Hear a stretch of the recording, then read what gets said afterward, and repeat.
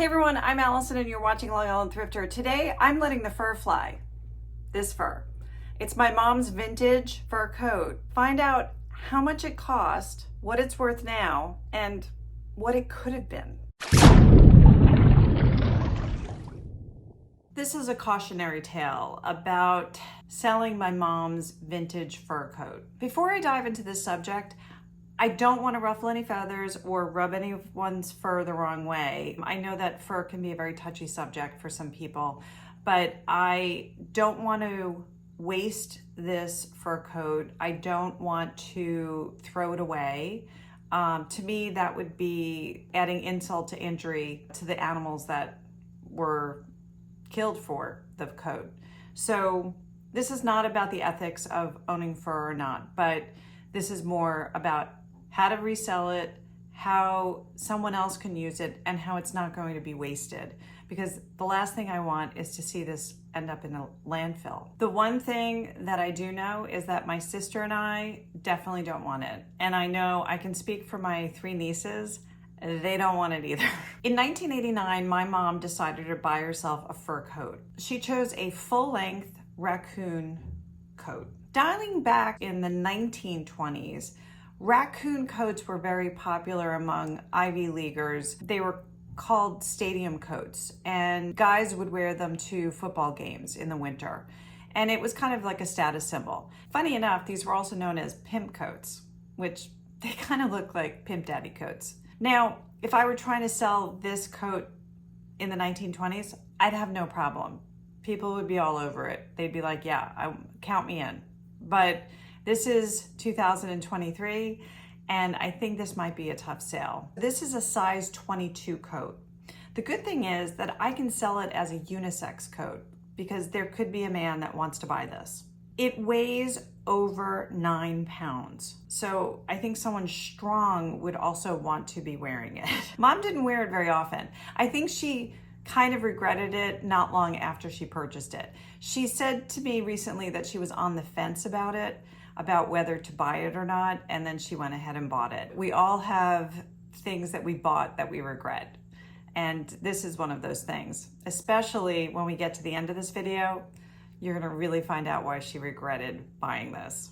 If this were a mink coat, I'd have no problem cutting it up and making it into a throw blanket and a short jacket.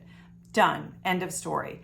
But raccoon, I mean, I don't know. There's something about it. I can't see myself wearing this or even making it into a throw blanket. Currently on eBay, there are 95 full-length raccoon coats for sale. Looking at sold comps, there are 16 of them. Those 16 range in price from anywhere from $70 up to $700, with the medium kind of being around the $200 range that's sold. So I feel like I might be able to get about $300 or $400 for this, possibly, because it is such a large size. That means that there's more pelts on it. I'm gonna put this up. I took a lot of pictures and I'm going to bill it as a unisex coat. I'm gonna list it not just on eBay, but also local sites like OfferUp and Nextdoor.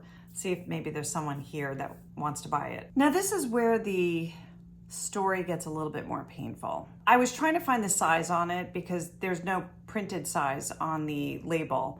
Mom said it was a size 22, so I'm taking her word for it. But I asked her, I said, do you happen to have the receipt? And sure enough, she had the receipt from 1989. Here it is. Now, my mom never pays full price for anything, so let me just start there. This is not a Dior, a Valentino, an Armani, or anything like that. This is the Fur Vault at Macy's. The selling price for this coat was $3,995 in 1989. But as I said, Mom never pays full price for anything. It had about a $1,600 discount on it, and the total after alterations and tax came to $2,580.51. In today's money, adjusted for inflation, that actually comes to $6,389.38 in today's money that she would have spent on this coat. if it were 2023 and she decided to buy a full-length raccoon coat, which we would have all talked her out of. I think I probably tried to back then, but she wanted it. I'm a big fan of people like Kevin O'Leary and Graham Stephan because they also don't want to spend money on frivolous things. And I'm considering this a frivolous purchase, but a very expensive one. I know it meant a lot to her because I think she was about to retire from working. When I was thinking about like Kevin O'Leary and Graham Stephan and like purchases, like they'll talk about things like even coffee. They would rather make their own coffee for about 18 cents a cup versus going to Starbucks and paying $4 for a cup of coffee. And you do that often enough and that money adds up to a lot, right? I'm just thinking of this as my mom spent over $2,500 in 1989 on a couple of years of coffee, right? Because it does add up when you think about it. If she does make $400 from this coat, that's actually pretty good. I would hope that she can get $400 for the coat, but I'm not counting on it.